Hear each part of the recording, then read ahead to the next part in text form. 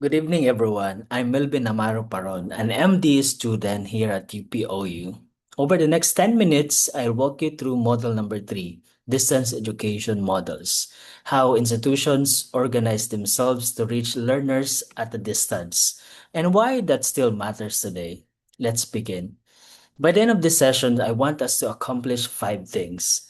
Synthesize Berdwin and Clark's 6 institutional models and test whether they hold up today.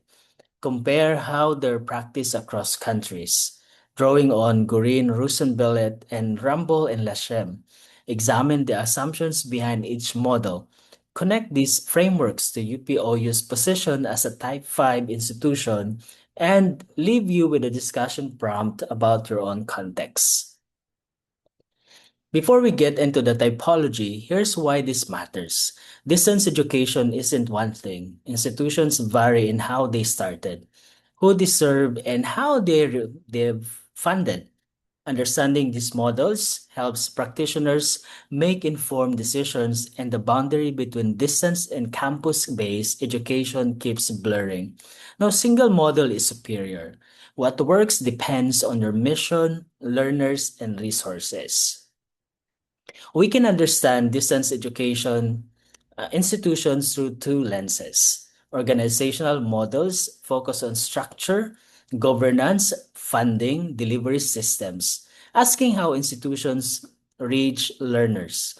Pedagogical models focus on how teaching and learning happen, interaction, autonomy, instructional design, asking how students learn at a distance. Today, we will focus mainly on the organizational lens, though the two are deeply intertwined.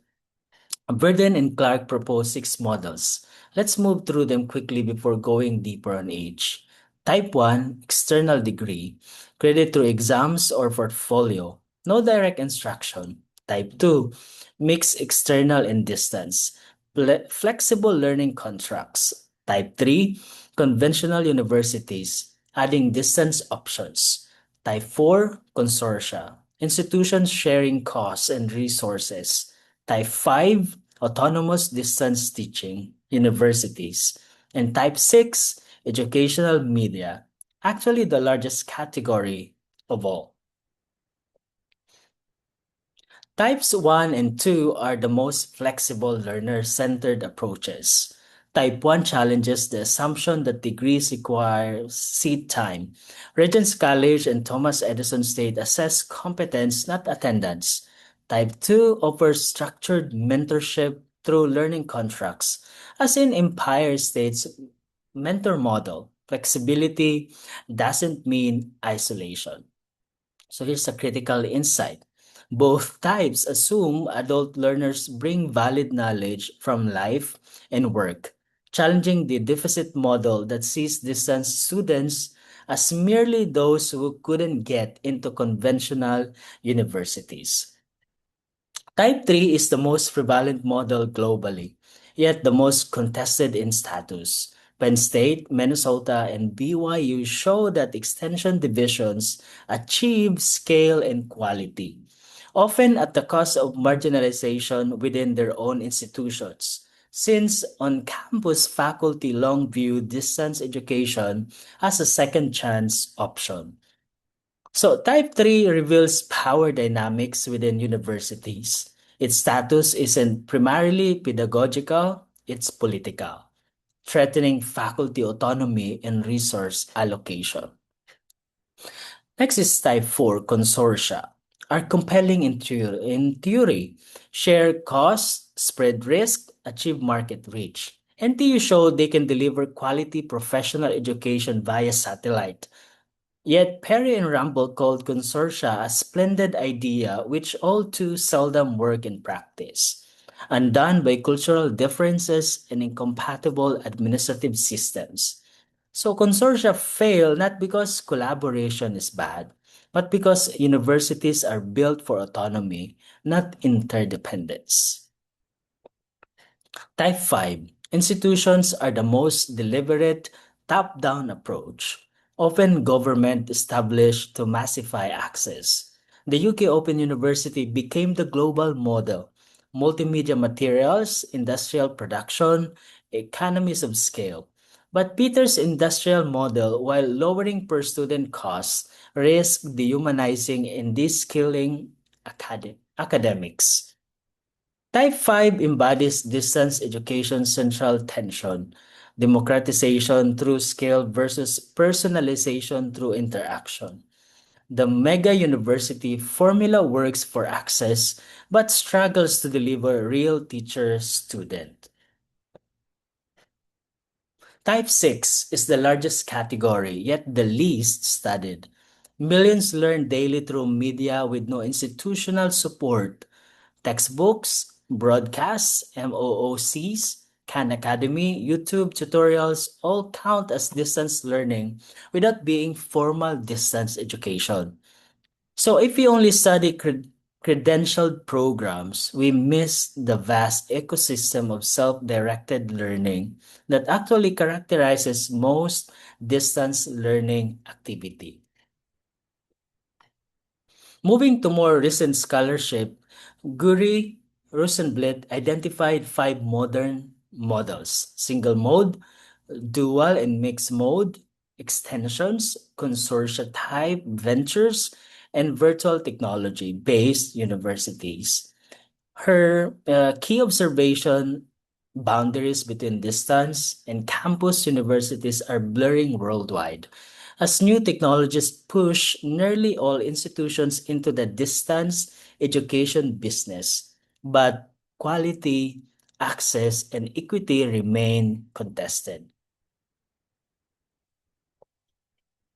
Ramble and Lashem's structural analysis complements this. Single mode institutions gain economies of scale but need massive enrollment. Dual mode institutions offer breadth but struggle with the second class status of distance operations. The organizational model we choose isn't merely administrative, it's ideological. It reflects beliefs about who deserves access, what counts as knowledge, and how learning gets validated. Now, let's bring this home to the Philippines. UPOU was established as a single-mode distance teaching university, a Type 5 institution, to address geographic fragmentation and limited access to higher education. With 7,641 islands, conventional campus expansion is prohibitively expensive. Here, distance education isn't an alternative, it's a necessity. UPOU blends online learning, modular instruction, and face-to-face sessions. Challenges persist, so the digital divide and intermittent connectivity in islands communities like where I'm living in Panglao, Bohol. So the UK Open University's industrial model can't be transplanted wholesale. It must be indigenized to local infrastructure in learner context. Let me synthesize what we've covered. Types 1 and 2 prioritize learner autonomy but risk isolation. Type 3 leverages institutional capacity but perpetuates status hierarchies. Type 4 promises efficiency but collides with cultures built for autonomy. Type 5 achieves scale but risks dehumanization. Type 6 captures informal learning but lacks credentialing. The overarching tension: every model trades something: autonomy for support, scale for personalization, reach for rigor. I'd like to leave you with a discussion prompt. Determine which of the six distance education models: industrial, autonomy and independence, guided didactic conversation, two-way collaborative communication, transactional, distance, and community of inquiry, will best serve your learners' needs. Examine how the Philippine context, geographic fragmentation, digital inequality, and economic constraints influences or restricts your choice. Finally, consider whether model convergence, Guri, Rosenblatt 2009, Ramble, and Lashem 2003, has rendered these typologies strategically obsolete or whether they are still necessary for institutional planning. So let me close with six key takeaways. Distance education institutions aren't uniform. They reflect diverse organizational logics and political economic contexts. Choosing an organizational model is never merely technical. It embodies values about access, equity, and what counts as legitimate knowledge.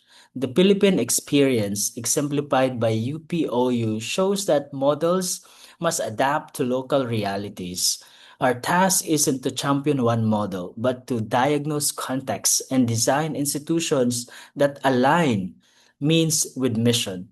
The future likely lies in strategic hybridity, combining the scale of Type 5, the flexibility of Type 2, and the reach of Type 6. So these are my references. I encourage you to look up Baldwin and Clark, Gori Rosenblatt, and Rumble and Lashem for the full picture. Thank you all. I look forward to your questions and to hearing which model resonates most with your own context.